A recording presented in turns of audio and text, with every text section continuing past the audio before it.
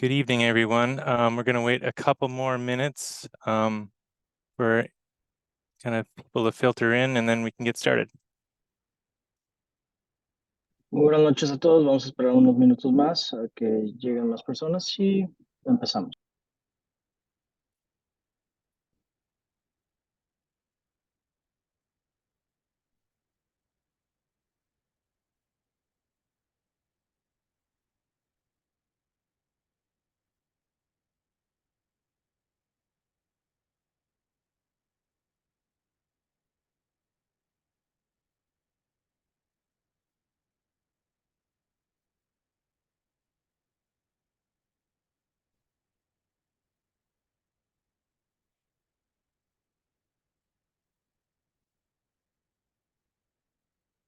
Let's give people one more minute, and then we'll get started. Vamos a darle unos minutos más a las personas y podemos empezar.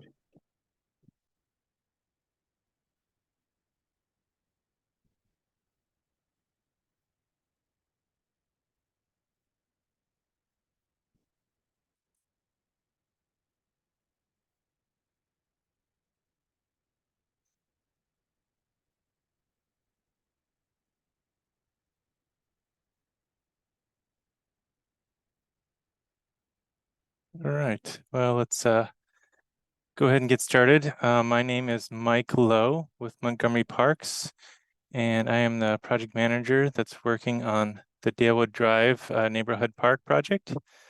Tonight, we're going to talk about renovating the existing playground and some proposed improvements to this unique and wonderful park. Hola, buenas noches. Mi nombre es Mike Lowe. Yo soy el gerente de proyecto que está encargado de la renovación del parque Dalewood Drive y estamos en este momento renovando lo que es el área de juegos del parque. En un momento vamos a proseguir. And interpretation is available. To listen in Spanish, you must enter the breakout room, which is the interpretation icon at the bottom of your screen, the little globe like you see in that graphic on the left. La interpretación en español está disponible. Si ustedes desean, ustedes pueden entrar a lo que es el canal de interpretación. En la parte baja de su barra de menú van a poder ver un globo terráqueo en donde van a poder escoger español para recibir la interpretación. And we'll give people a little bit of time to get into the breakout room.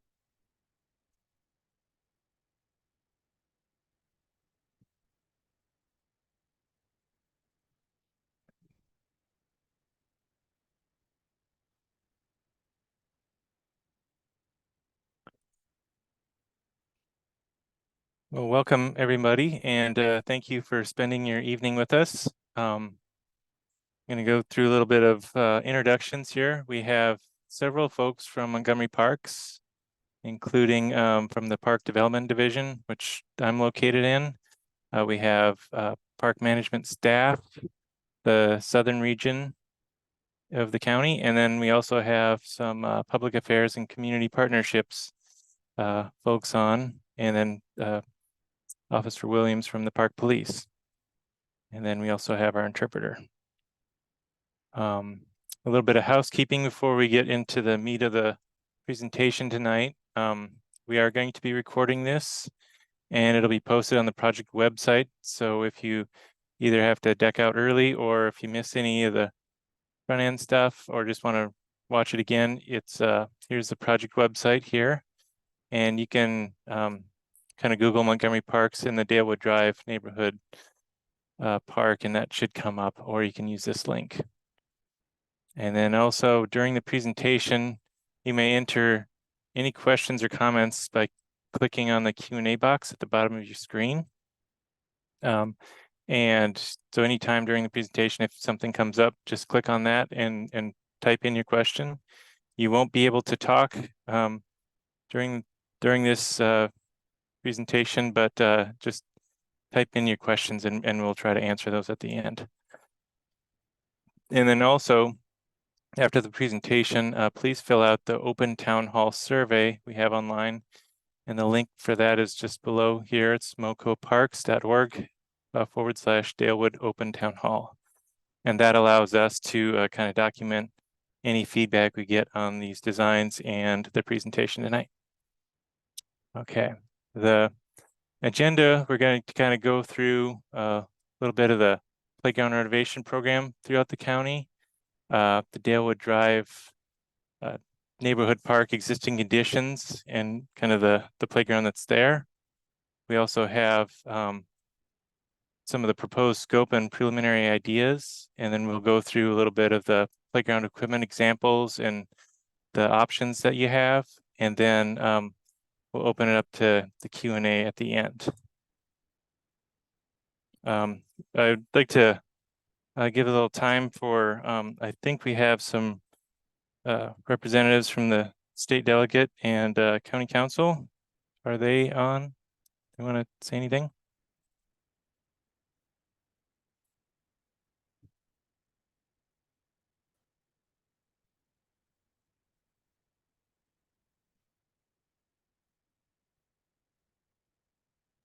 Well, in the chat, Mike, we have Hazel Crawford from Councilmember Natalie Fani Gonzalez's office here.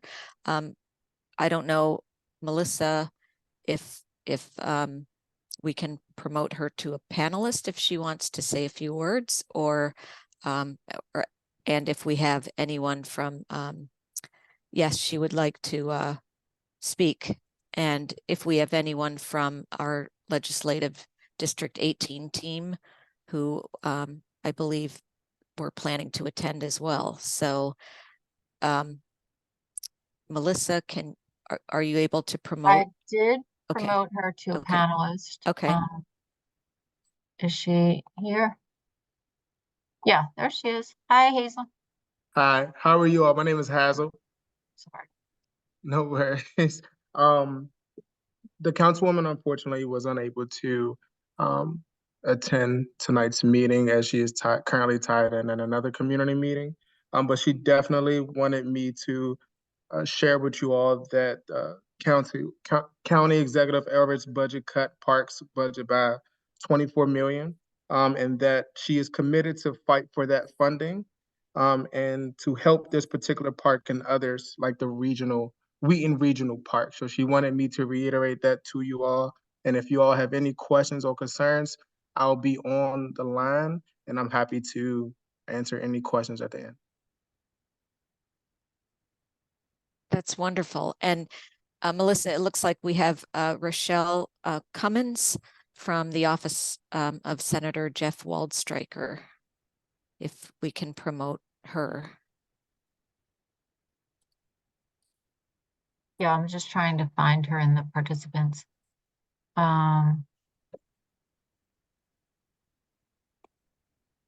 I found her. Okay.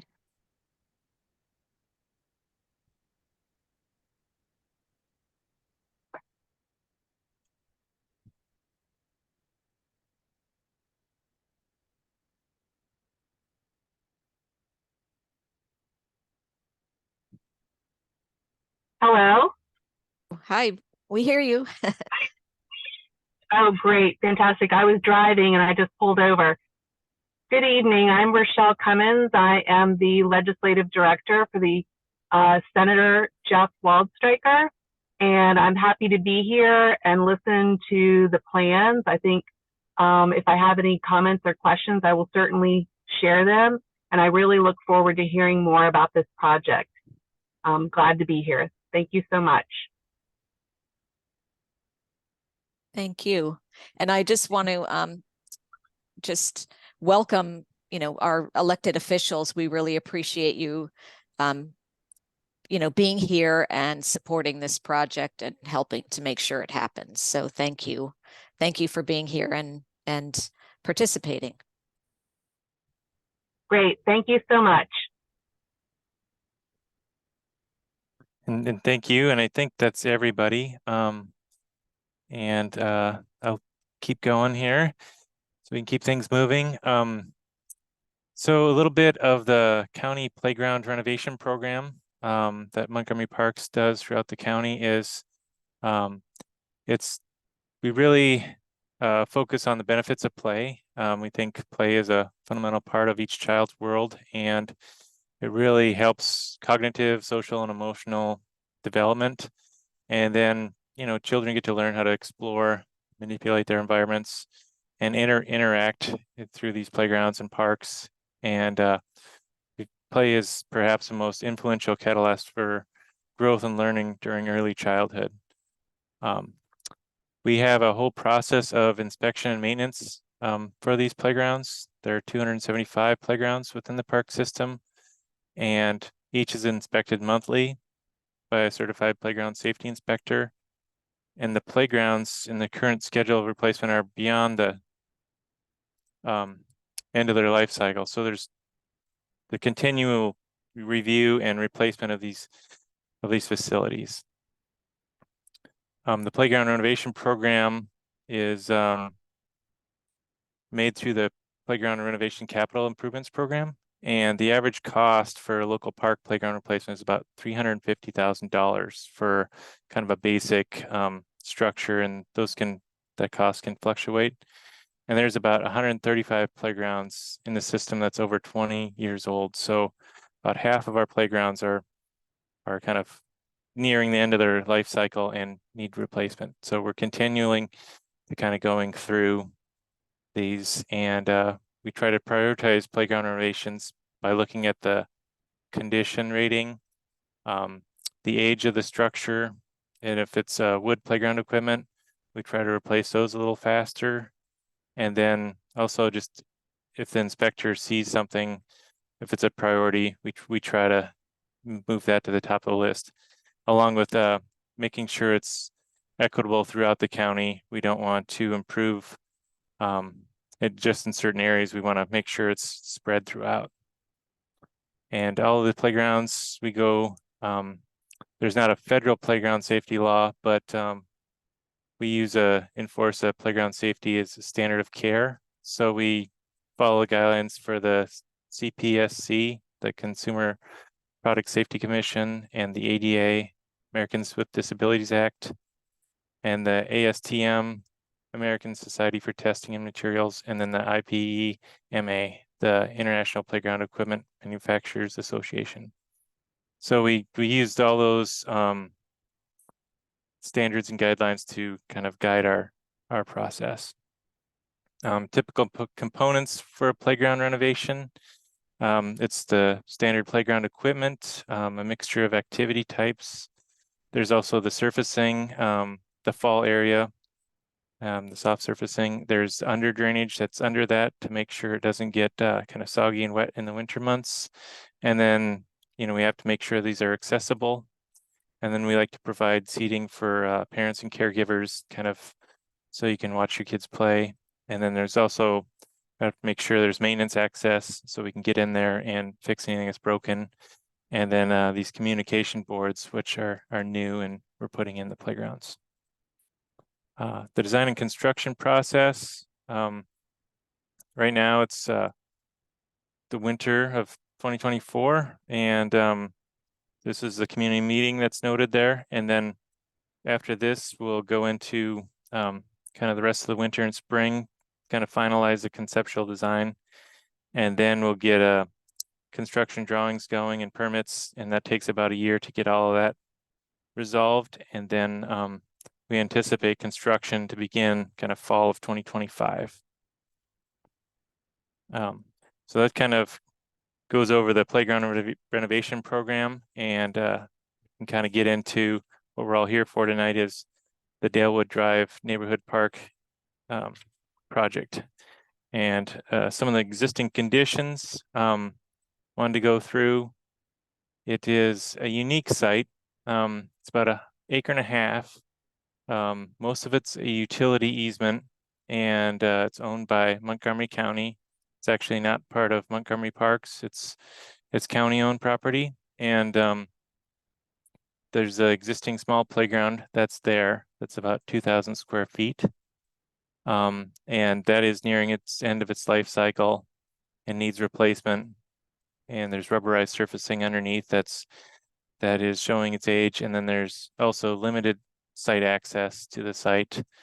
And then there's that Verizon substation to the west. That's the big white building on that aerial. Some of the park features, if you're familiar with it, there's the existing playground that's that kind of hatched area that's kind of light gray. And there's some nice topography. There's really great mature trees throughout the site. And a lot of it's kind of a storm drainage area. And the big blue arrow kind of shows kind of where the water is headed. And as we all know, it's surrounded by residential homes and then the Verizon substation to the west. Here's the park survey we got. And I just wanted to note that there is a lot of kind of utilities and items that we need to kind of look into and make sure we're not impacting as we develop this park. The lighter green is the stormwater easement, and then the kind of two triangles kind of here and here is the outlots A and B that are county owned, and then the blue is the stormwater piping, and then the kind of yellowish orange is storm sewer, or not storm sewer, but sanitary sewer. And then these are all the nice mature trees, all the green circles, and there's a nice kind of hill overlooking the park that we can kind of talk about here shortly. Some of the existing conditions, as I noted, the existing playground that was, I believe, installed in kind of the 90s. It is kind of one structure, and it has the rubberized surfacing underneath, and it has, you know, several, I think 3 slides, a track, some climbing equipment, and some bridge, and it's definitely shown its age. So we want to try to improve this facility. Some of the other existing conditions on the left side, you kind of see the nice grassy knoll with the nice mature trees kind of overlooking the play area. And then this is kind of the other nice lawn area. And then we also have the park access on Dalewood Drive. And then that's what the kind of middle 2 pictures are showing. And then looking at connection to Connecticut Avenue, kind of the side street there, and then looking at how we can maybe connect the park to that area. So now I want to get into a little bit of our proposed scope and some preliminary concepts for you guys to kind of think about and to give us some feedback on. So the project scope is looking at, we want to renovate, enlarge, and relocate the existing playground. There's, like I mentioned, a lot of constraints, so we can't really create a huge play area, but we can increase this 2,000 square foot playground and come close to doubling it. We also want to provide some picnic seating area. So there's an area to kind of go and gather in the park and have parties and watch kids play and things like that. We'd like to also provide some additional amenities, site furniture, some benches, and then just improve the pedestrian access into the park from the sidewalk, make sure everything's accessible for anybody in wheelchairs or that need, make sure it's all accessible. And then we'll also put in some stormwater management improvements throughout the park. Any new paving areas, we have to treat that stormwater. So we want to make sure there's areas where we're catching that stormwater and treating it. And then we also want to improve that maintenance access so we can get in there and make sure the facilities are maintained well. The first concept I want to go over is I'm calling it the Save Existing Cherry Tree. There's a nice large cherry tree kind of in the center of the site that kind of shown here. And there's, to save it, we would be basically creating two separate playground areas on the north side and the south side of the tree, and then creating a kind of a decking seating area underneath that tree to make sure we don't impact those tree roots. This design also includes a 10-foot wide asphalt path running through and connecting out to Connecticut Avenue. We are in talks with the Verizon people about getting a access easement, and that's what's noted in blue here is a kind of a 30-foot access easement through their property, so we don't have to connect all the way up north along this kind of skinny portion of the park all the way up to the service drive of Connecticut Avenue. We're hoping we can shorten that and use some of their parking lot, which isn't used very much. And the other item that this has is some adult exercise area that's along that 10-foot path. I'm going to zoom in a little bit on the kind of most important features of the park. This again is just the play area on the north side, and then the playground area on the south side. And together they're close to 4,000 square feet, which is kind of doubling the size of existing playground. Here on the left side, you kind of see that cherry tree. That's the cherry tree we're trying to save, and we're going to be kind of constructing some decking over the top of it, kind of similar to this picture on the top. This is what we're kind of proposing, is some decking over the tree roots, and then having it a couple steps down to the lower playground. And another item we would like to add is some split rail fencing, or some way to limit the site access to 2 points to keep kids kind of contained in this area, so kids don't run out into the road. And then also creating a nice maintenance access so we can get in there and replace any equipment or fix anything that needs to be fixed. And this is the 10-foot wide asphalt path running through, nice exercise area along the way, and some benches kind of scattered around the playground and then along the path.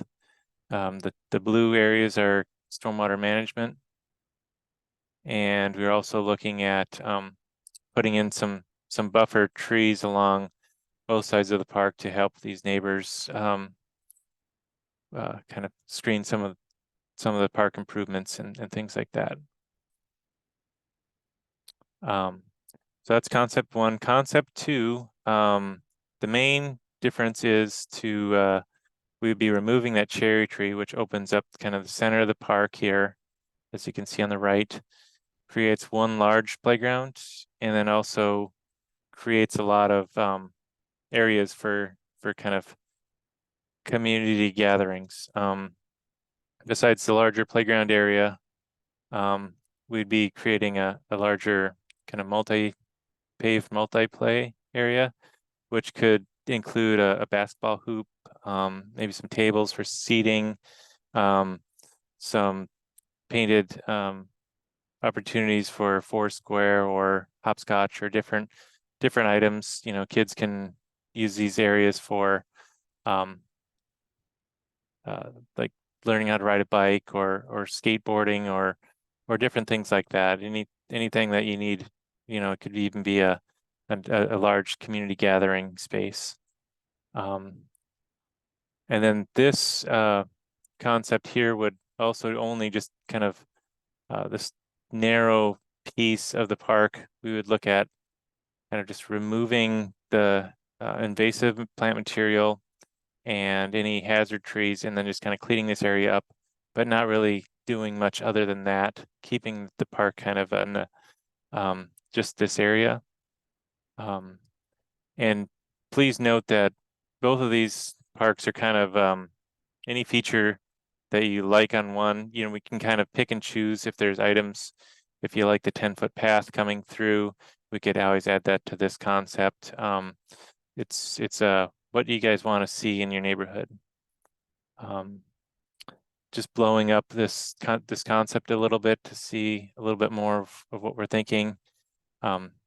We'd have the same 10-foot maintenance access coming into the park, large concrete area for the basketball hoop, some stormwater management to treat the runoff, and then we'd also do the screen plantings, different things, some bike parking along the sidewalk, and then the split rail fence to keep the kids contained in the playground and not running out into the road. We would only be removing the one tree. All the other trees would be saved in this option. And then this is just kind of some images of maybe some of the picnic tables, and you know, we could do some umbrellas or something to get out of the sun or rain. We tried to locate a couple of them underneath the trees and to just create a nice warm environment to come and enjoy. Some of the improved playground areas, you know, we're going to be increasing the area, almost doubling it in both concepts. We want to provide that buffer from Dalewood Drive, so some maybe low growing native plants along the sidewalk, and then some type of fence, like a split rail, something pretty open, but discouraging pedestrian traffic running to the sidewalk. And then adding some benches and picnic seating areas. And so here's the two concepts on the right, and then just a couple of examples of some of the newer playground equipment that we've installed. And then some of the other potential park additions that we could look at adding is, you know, the fitness equipment area I talked about, and that could be in either option if you guys really want to see that. Some seating areas, the benches, picnic tables, if there's certain things you want to see besides those, and then the walking path, that 10-foot path that's running through the park, and then kind of a nature play area. We've done those in the past where it's not part of the playground. It's kind of an area where kids can go and play, and you know, there's maybe some logs and different things for them to kind of climb on and explore. And then want to get into a little bit of the playground improvements themselves. Basically what equipment and options we have for that. And you know, again, this is what's there, and we'll be removing this and increasing the size. And how we typically like to set these up is have some equipment for the 2 to 5 year old kids that's kind of smaller and more friendly for younger kids. It has the enclosed swings, kind of simple slides, crawl tubes, some balancing activities, the spring toys, spinners, and kind of smaller items for the littler kids. And here's some examples of, you know, you got the spinning activities and simple slides, all these little springers for the smaller kids. And then, you know, these kind of parent kid swings are really unpopular right now. And here's some of the other options for the little kids of, you know, imaginary play, little forts and different things, interactive play and climbers, some of the crawl tubes and small balancing for some of the kids. The other playground equipment we like to install is for the 5 to 12 year old kids, you know, and adults, anybody that wants to use these. They're a little bit taller, you know, kind of standard swings that you see, more challenging slides, a lot taller, kind of freestanding climbers, kind of towers, and then a lot of ropes, sometimes track rides, some spinning activities. You know, that shows some of the kind of ropes and things that the kids can swing on. And here's just some of the examples, you know, some of the chain and cable walks, some of the freestanding spinners and a lot of these kind of new kind of new take on the old merry-go-round where you can kind of climb in and climb up down and get spun around by your friends.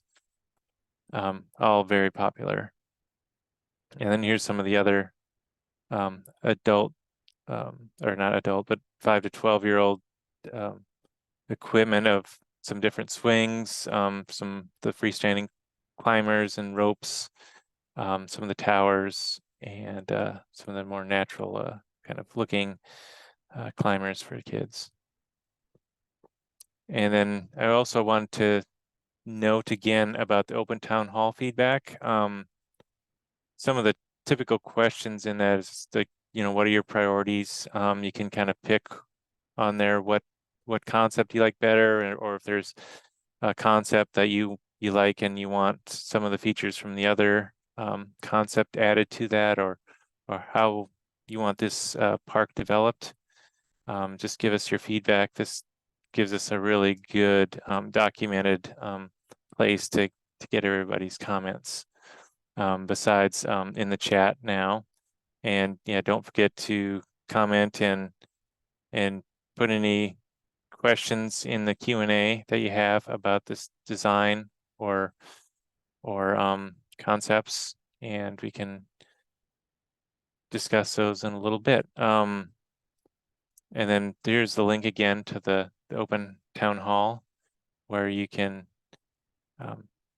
put any comments or anything, or if you want, you can contact me and I can respond to you and definitely document your comments. So I think now we're going to just get into the Q&A and answer anybody's questions. Okay, thanks, Mike. I'm Tricia McManus. I'm our design section manager. And as Mike had mentioned previously, we have our project team on the call, and we'll work together to try to answer any questions or comments or address comments that you have. So please go ahead and put them in. There aren't too many comments in, but we'll go through what we have, and you can put comments in Spanish or English, because we have Carlos, our interpreter, here. So please feel free to write in your questions, whichever language you're most comfortable with. And our team that's here on the call includes Eric Sue, who is our project engineer. We have Trish Swan, our division chief for our Southern Region Park operations. We have Joe Fearcobb, who's our regional operations manager, and Officer Derek Williams from Park Police. So we're here to address questions about design, about maintenance, about policing or security issues, any thoughts that you have. And what I'll try to do is direct the questions to those team members who I think might best be able to answer them. But I'm also going to ask our team to please just jump in if you have additional thoughts or information to add to the discussion, just so that we answer the questions as thoroughly as we can. So I see there's some questions in the chat, and there's one question in the Q&A, but please ask questions.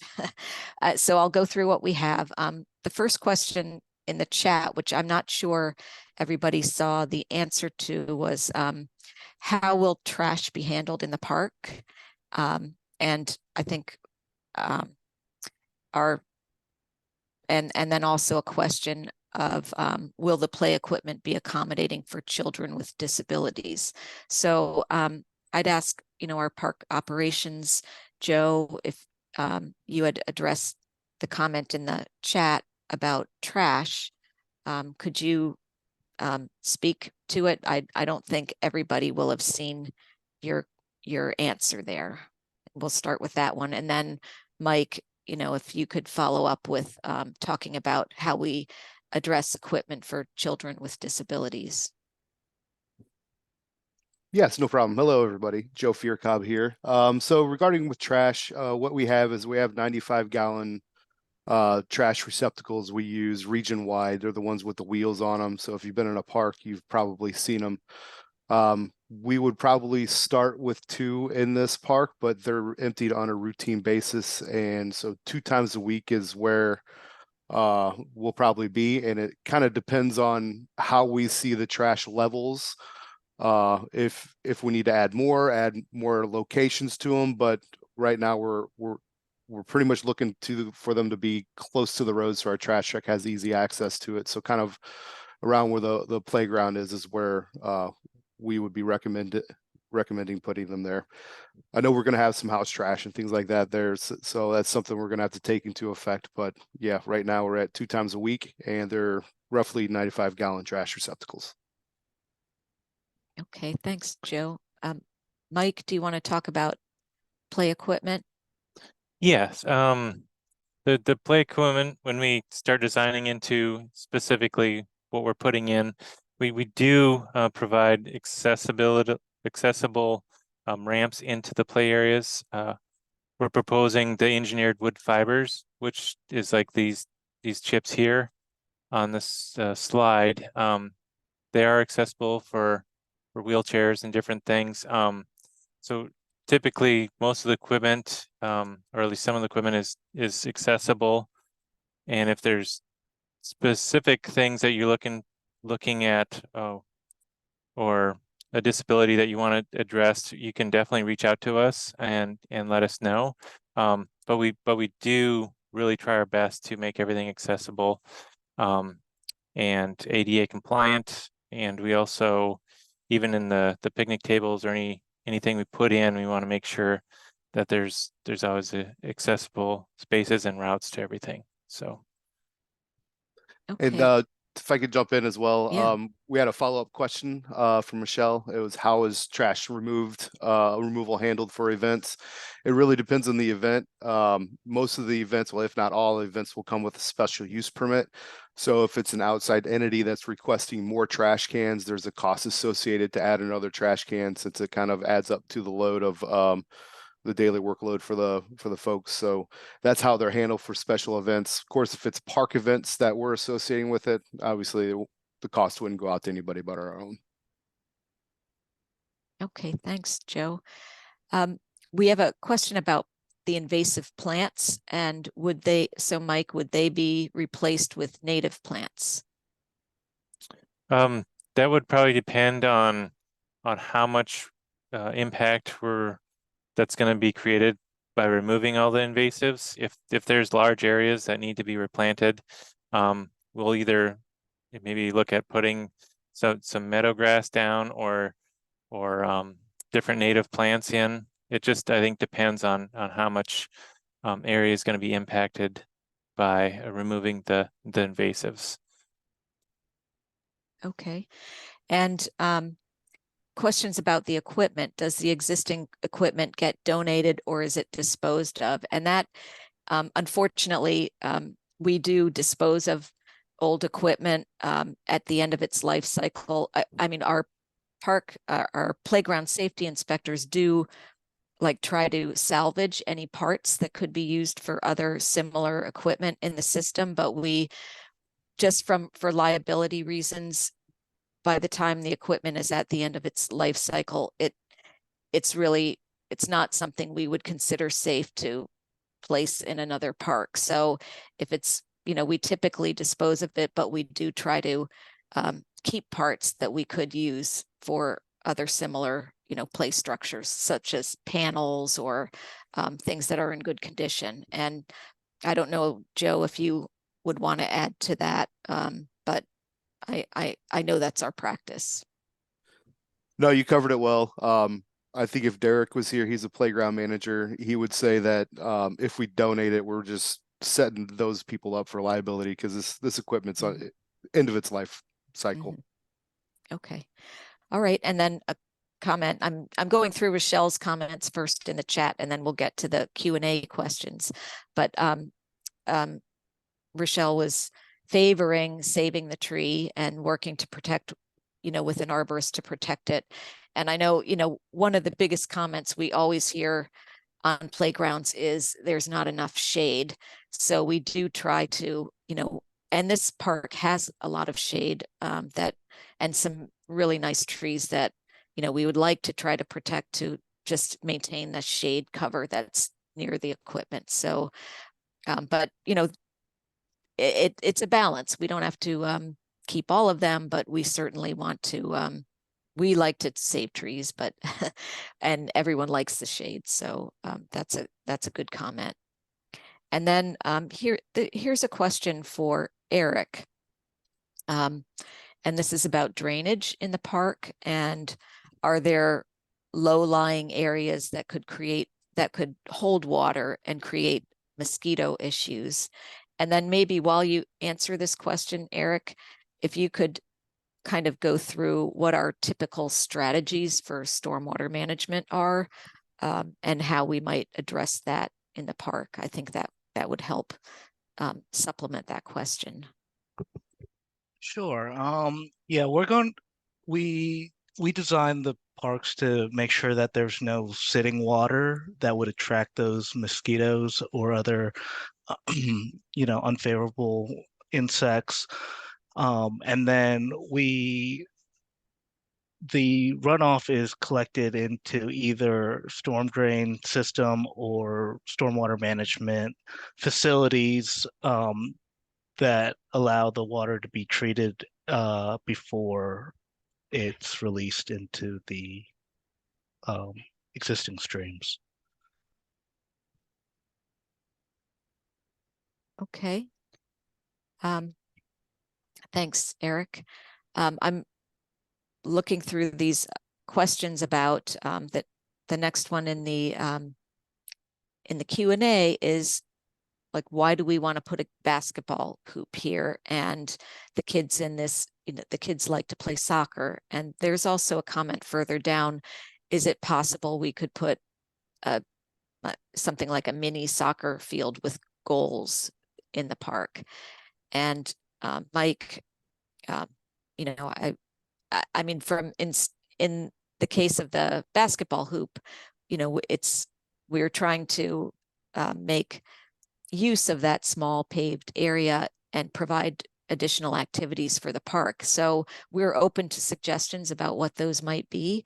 So, the initial idea was, well, just one hoop would provide on a small paved area would at least provide some play activity, but it doesn't mean it couldn't be something else either. So Mike, do you want to give your thoughts about soccer goals, and would we have space like in the lawn area, further down in the easement to put some soccer goals? Or I'm not sure if it's wet down there, but your thoughts about maybe some kind of soccer?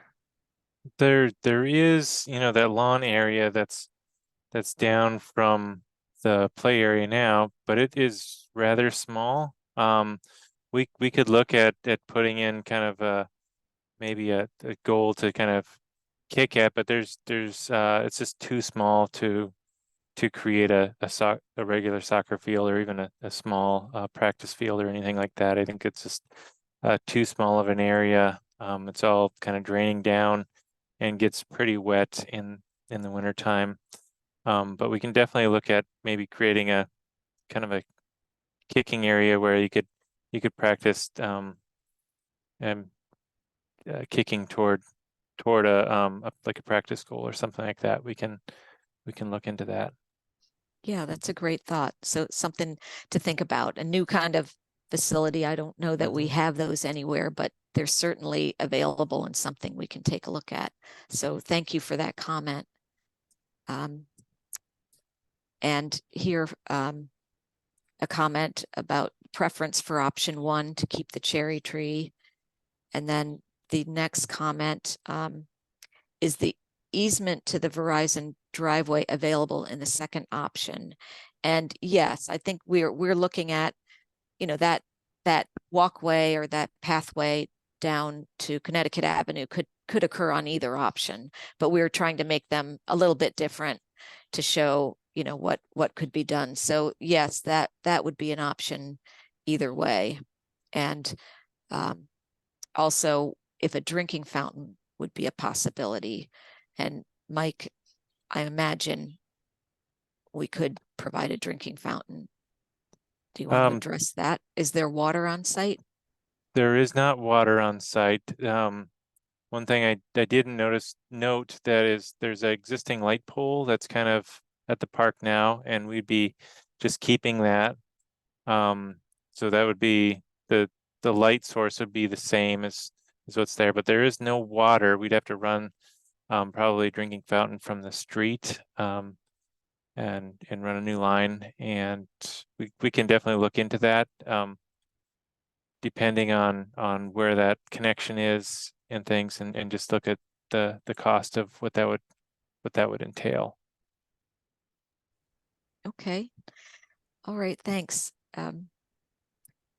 The next comment is, oh, love most aspects of the plan. Can we put wood chips instead of rubber flooring? And yes, that is our intention, is to use the engineered wood fiber as we use it most in most of our playgrounds as our general standard, except in, unusual circumstances. And a thought that could we keep the corkscrew part of the playground? So Mike, I'm guessing that's a corkscrew climber that must be part of the playground, and those are readily available. I think, that's certainly something we can consider. And do you know exactly what that piece is, Mike? I don't, but we could definitely find something similar to Yeah. that Yeah. and include that in the play equipment if that's important. For Okay. sure. And all of your thoughts about the play equipment, make sure you go onto the open town hall site and fill in the survey, because you've got options to sort of give us information on your priorities for the type of play equipment that you'd like to see for younger kids and older kids, and also any other, there's some open-ended questions where you can just give your thoughts about other playgrounds you like or other things you'd like to see within the park. So we'd love to hear, all your thoughts. So make sure to, check out that survey and give us all the ideas that you have for the park. And the other comment was her son would like to see optical illusions at the park. And I'm going to ask you, Sophia, if you could maybe explain what that might be a little further down. Mike, I'm not sure what kind of equipment that is, but if you could explain it a little better, that would be great. And of course, we're willing to look at all options. So maybe we'll come back to that one. And I just need it so that she can speak if she Oh, would okay. like to Okay. respond. Okay. Can you hear us, Sophia?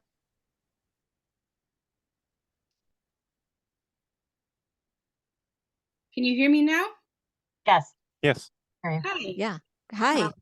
Thank you for answering my questions and comments. And I appreciate this meeting. So when I say optical illusions, there's a playground at the Wheaton Library that has, on the young children's area, the young children's playground has some things that you spin and create optical illusion. It creates an optical illusion.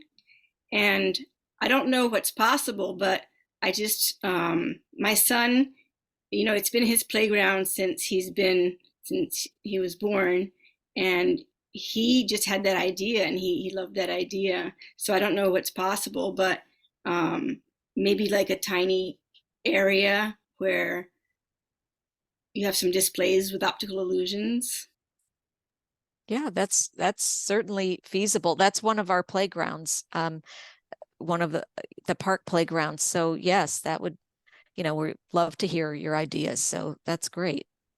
That's certainly something we can look at. Thank you. I'm Okay. just thinking outside of the box. Okay, good. We love to hear ideas. And then the next comment is from Rita, who has a concern about the picnic, the seating, the basketball, and would like to see a new play area that does not attract noise, and comments about policing and security and those aspects of that. So I'm going to ask our park operations, whether Joe or Trish or even Officer Williams would like to offer some comments about policing and about, I hear your comment, I know there are some issues right now with, people just tend to hang out in the park, and that, perhaps, more seating areas would exacerbate some old problems that have been there, or perhaps with a refreshed park, you'd get more people within the park, legitimate users of the park, that would keep some of those problems to a minimum. But would Officer Williams, would you like to offer your thoughts about policing, and then any thoughts our operations team might have on nuisance kind of behavior? Yes, I say we will patrol the park like our other parks. We have officers working 24 hours a day, all 3 shifts, so we can do routine park checks on our we will add this to one of our routine park checks for our parks. If anyone see anything out of ordinary or any type of illegal activity or anything suspicious, the number should be posted in the chat section, I believe. Just contact Park Police. And I think I saw something about parking. That would probably be a joint effort between us and the county police, because the park itself, we will probably manage, but then the roadway would probably be a joint effort. So you can call either one of us and we can enforce any type of parking situation.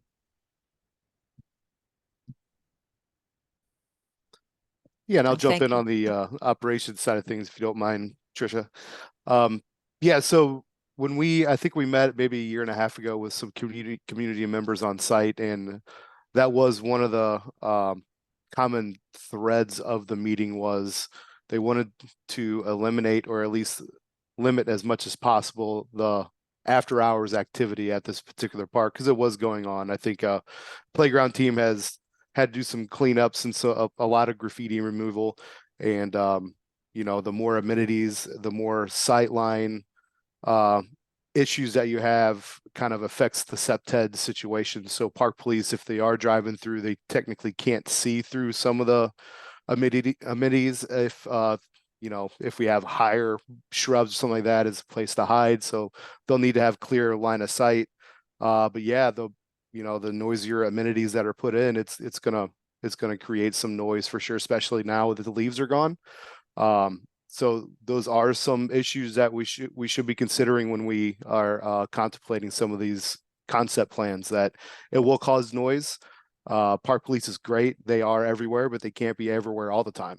And it takes some time for them to deploy and get mobilized over to certain places. But that is a conversation that we're looking for the community to assist us with, is, what amenities is enough, and to limit some of those issues that you're having after hours. So that's just the operations standpoint, is yes, you do have some after hours activities there. So just remember that as we're putting some comments in here. And then Okay. as on the design side, there's some items that we can do, is maybe put in a center arm rail on the benches to keep anybody from laying down on them, and different things like that, where we can include some design, keeping the play equipment more open so you can see through it, and different things like that. So we'll definitely try to do what we can. The other thought too, Mike, is in both of those concepts, I know, aspects of those, we're trying to make those newer use areas very visible from the street. So, we had looked at that site, and, we saw the topography, and that hill you know, we are really trying to keep the activities closer to where they're visible and people can see into the park, rather than tucking things, you know, in that back area or among the planting and the trees. So, you know, that's an aspect of trying to make sure people can see into the park, that, you know, you're getting more eyes on the park in that way. But yes, you know, give us your comments about what activities you would like and would not like to see in the park. We want to hear all of that. And then part of, we answered part of Carolyn's question about the street light, I think, or the vehicles parking, but the street light facing the Dalewood playground has not been working. So I think, Mike, that's something we could coordinate with. That would be Montgomery County DOT, probably their light, that maybe we could coordinate to see if we can get that fixed. Yeah, we can Is that- definitely look yeah. into that. Yeah. Okay. And then the next comments were, if there's trees removed, would there be a way to incorporate the wood into the design or the playground? And I also see another comment from Rochelle here about the artist who's been carving some of our trees and our wood. You know, if we could bring that kind of nature and playfulness into the parks. And yes, we are working with, we have chainsaw tree carvers we've been working with on some existing like tree stumps in one of our parks at Jessup Blair Park. And we are looking at having the artist who did that recent carving, that bench carving for the linden oak, and has done some carvings at Brookside Gardens. We're working with that artist up at a park in Olney. So yes, you know, there are opportunities. We could do some creative things with the trees and with artwork. So yeah, that we love to hear those comments, and those are certainly aspects we could incorporate into this park as well. Anyone want to add anything? Okay.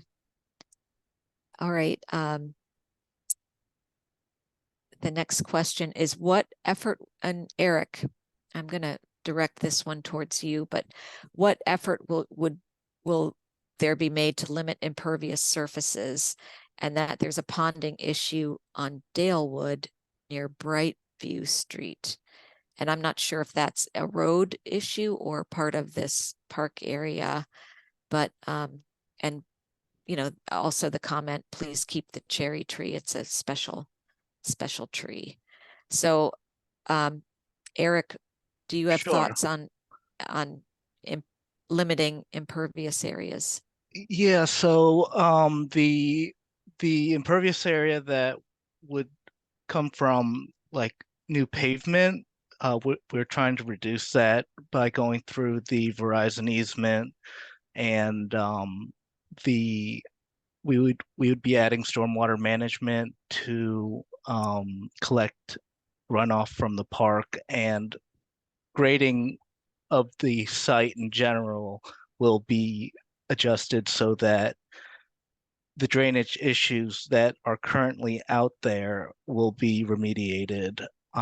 And also the playgrounds, they actually have an under drain and storm and runoff storage area. And that's something that is a big difference from what's out there now. And I think all those together will really help with the drainage. Yeah, just to explain that a little bit further, we do have stormwater management underneath the wood fiber playground surface. So it's sort of a stone, an area of stone that collects water and infiltrates it back into the ground. So we do, we end up, you know, we are treating the playgrounds as if they're impervious surfaces. because they're considered impervious by the Department of Permitting Services. And then in addition, as Eric said, there may be these other stormwater management bioretention areas that will, you know, collect the drainage. And there are swales that are running, you know, through that utility easement. So we would be making sure that at least the park areas are well drained, and that we are treating the stormwater. I'm not sure where, if the issue on Brightview Street, Susan, is in the park, or is that off-site? Maybe you could put that further down, or we could let Susan speak if she'd like to. But I believe that's the road that's just to the north of okay. of the Okay, so that park. would be outside of the park area, and maybe part of the road system. Probably a DOT Yeah, issue, I think. okay. And then question here, could we install dog bags, you know, posts with dog bags in this area to keep the area clean? If Joe, would you want to address that? Is that an option, something we could put out here? It is an option. And again, all these will have to be vetted with the concept plan and things like that, because as we're starting to check boxes, there's things associated with everything that all the boxes that we're checking. So we could definitely consider that. Yes. Okay, great. Thanks. And then a question about, would there be improved lighting in the park area? And we wouldn't plan to light the park because our parks are closed at dark, but surely if that light, you know, along the road edge isn't working, that's something we can make sure to get repaired. But it wouldn't be our intent to light the park, as that might attract, you know, use at night that isn't intended within the park. And I don't know if anybody wants to add to that, but that's our standard practice. Okay, and then a question, could we scroll back to the designs? Because someone missed some of them a little bit earlier. Oh, so you are on the designs, right? You've got the two up there. Correct. I have Okay, great. the one that Okay. says 2. Okay, good. And from John, can we address the recent history of the park and how it wasn't under Parks Department management, and if that impacted the general condition of the play structure? And I'll answer some of that, and then maybe ask Joe to add to it. I know this park, it's not a park even yet. It's county right-of-way property. It's owned right now by Montgomery County government, and the Montgomery County Department of Recreation built the playground and has been managing the playground. I think a few years back, and I'm not sure when it was, but we agreed, it was probably within the last 10 years for sure, 5 or 10 years, we took on the maintenance of the Montgomery County, or the Department of Recreation playgrounds. They pay us as a contractor to inspect and address minor issues within their playgrounds, but any like major capital equipment needs were, as part of that agreement, were still part of Montgomery County Department of Recreation and Montgomery County government. In this case, you know, there was what we were hearing from our elected officials is there was, you know, a strong desire for this, you know, playground to be renovated, to be fully under, you know, the control of parks. And we are going to be, it's not a park yet, but as we're going through this park improvement process, we are going to deal with the land records and work with Montgomery County government to turn either through and give us an easement to maintain this park, or actually transfer land and officially make this a park. So that's, and Mike, you might be able to add a little bit to that. And Joe, you might be able to add about how we've been dealing with the maintenance of playgrounds, county playgrounds. Or maybe Yeah, I can- Trish. Yeah, okay. I can talk real briefly about just the ownership. Yeah, like Tricia said, the Montgomery County owns the land and it has a large stormwater uh, easement throughout, and I guess it'll just be a process of working with them and figuring out the land process and who's going to be the overall person that either owns it or, you know, if they're going to deed it over to us, and then how we're going to maintain it.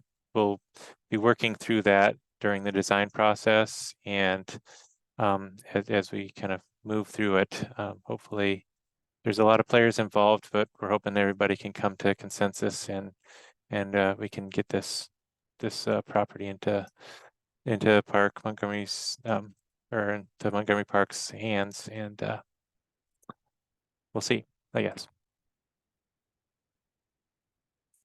Yeah, and I'll jump on about the agreement we have with Montgomery County Rec. So how the playgrounds have it right now is we do the inspections for the rec playgrounds. So the maintenance would only come in if they we get quotes, and we tell them, we actually send them quotes. We send them our contractor quotes that we have for the play equipment that needs to be repaired if something does need to get repaired.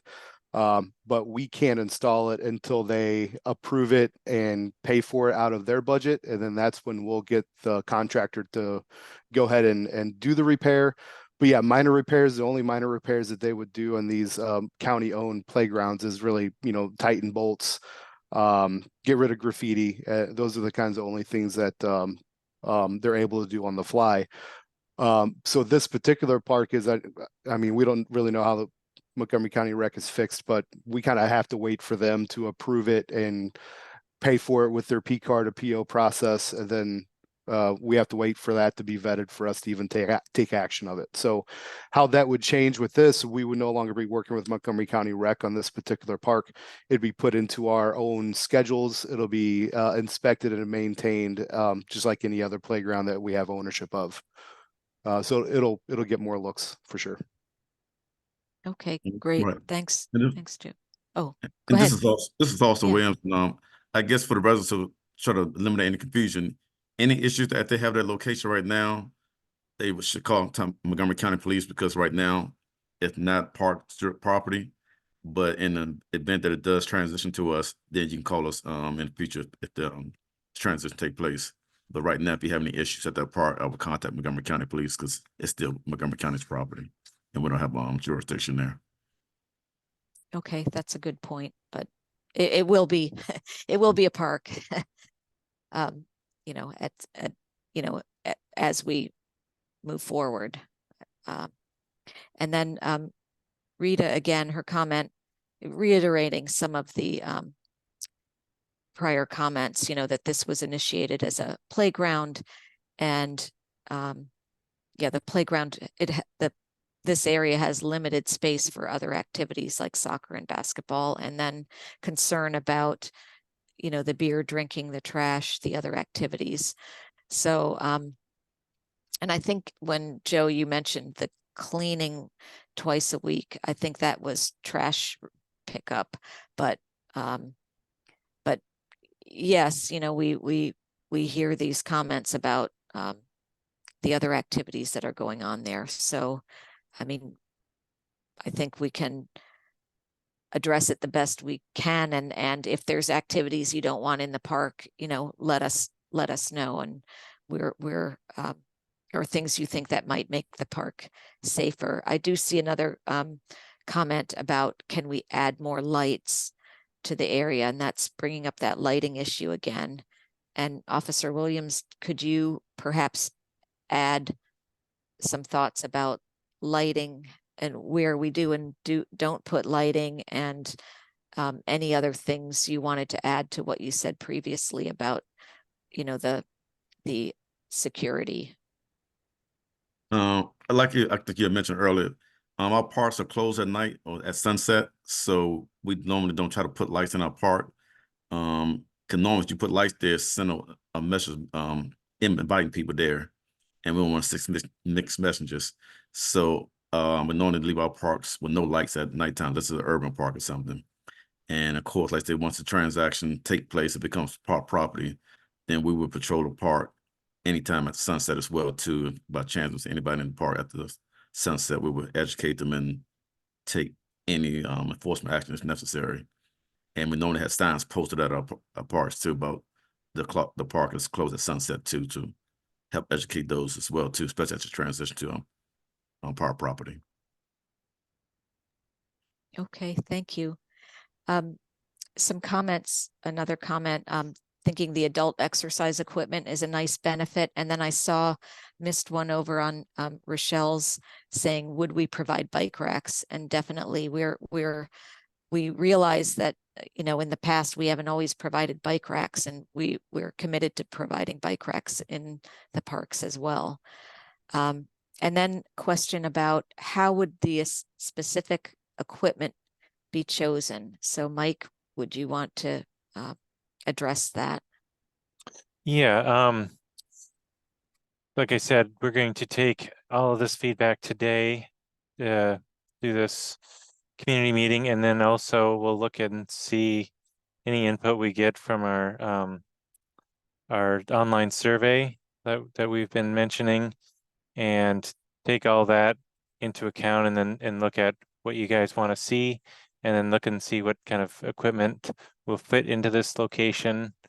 And then we'll come up with a concept, you kind of combining all these things, and then running it by the community again, either posting a concept plan online or another community meeting, and kind of talking or kind of sending it out to get any more feedback of what kind of play equipment. And if there's something specific that you'd like to see, either fill out the online survey or reach out to me, and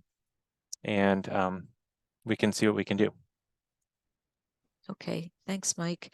And with the equipment selection, we will be, and Mike, you might go through the next steps, go back to your schedule maybe, because we will be coming up with concept plans, based on the feedback that we get from you, and making some suggestions about equipment, and then we'll be seeking additional feedback on, does it look good? Are there other things you'd like to see that we missed? Or so you will have another opportunity to comment on, specific equipment and what we might propose for the park. And I see one more comment from Anna saying that her son plays with neighborhood kids and would love the basketball and soccer option at the park. So, we'll take a close look at what those options might be, and we'll be back to the community for feedback. So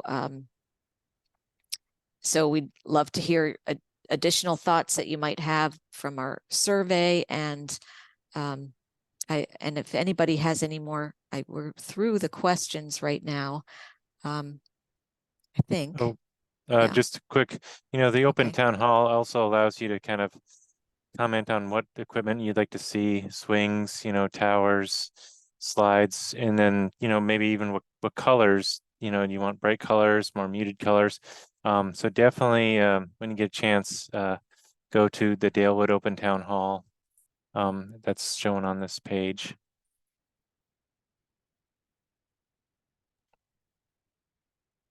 Sorry to interrupt. Oh yeah, and here I'm sure kids could also get community hours for cleaning the park from their schools. So that's a good thought as well. So if anyone has any additional thoughts, add them in now. But it seems we're is a survey in English and Spanish? Good question. Melissa, I think it's in English, but could we provide it in Spanish as well? Yes, we will have the Yeah. recording in English and Spanish. Okay, okay, good. The open town hall, is that? Oh, the open town hall, you can translate. There's a button on the survey in the bottom right corner, and you select the language that you want. And you can translate it into any language you want. Oh, okay, good. That's great. All right. And so I mean, it looks like we're through. We've covered most of the questions and comments, and we really thank you all for joining us, and we'll follow up and post well, this recording for the meeting, and will be posted on the webpage. I don't know if we are able to post the comments from the Q&A in the chat, but we'll look into doing that as well. And you will have plenty of opportunities to provide additional comments and input as we move forward. And we do encourage everyone again to go to the survey and give us additional thoughts there. And if you have any questions or comments you think of later, either after you take the survey or if there's issues we didn't address well enough tonight, please feel free to reach out to Mike directly. And as we're closing, I would like to acknowledge some of our other team members who have been supporting us on the call, particularly Melissa Chotner, Susan Stafford, and Christina Hudson from our Public Affairs Office, and Carlos Mendez, our Spanish language interpreter. So I just want to thank all of them for their support. They always make these meetings run smoothly, and we do everything as a team. So we need our whole team to make these projects work. So Mike, do you have any final thoughts to close out the meeting? Just that just share this information if anybody in your community missed the meeting tonight, they couldn't come.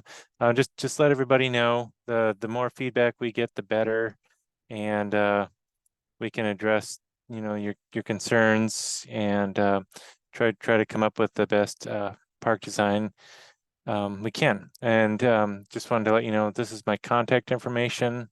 Again, my name is Michael Lowe, and then there's my email address, michael.lowe@montgomeryparks.org, and then my number is 301-495-3593.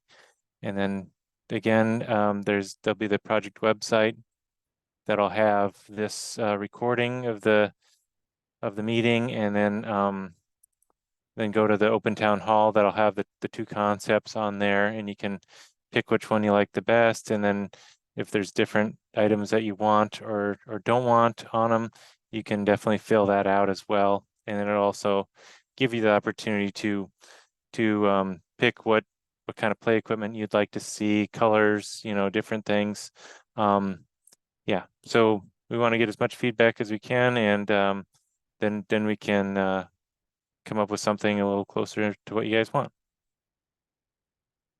And then thanks again for everybody that came on and shared your evening with us, and we thank you very much for attending.